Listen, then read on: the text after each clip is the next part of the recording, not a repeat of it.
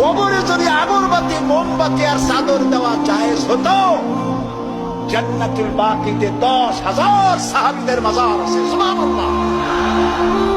হযরতে ওসমান রাদিয়াল্লাহু তাআলা আনহু শুয়ে আছেন জান্নাতুল বাকিতে।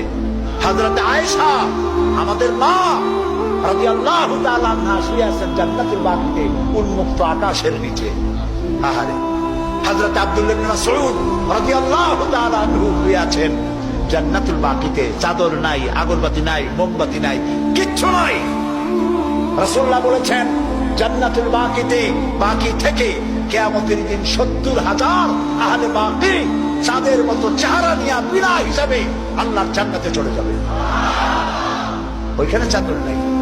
আর আমরা আমাদের দেশের পীর সাহেবদের মাজারে চাদর দিয়ে, আগরবাতি দিয়ে, মোমবাতি দিয়ে সর্বনাশ করছি।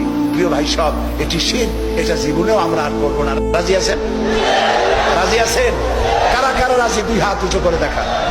আলহামদুলিল্লাহ বলি, হাত নামান, বলি আলহামদুলিল্লাহ।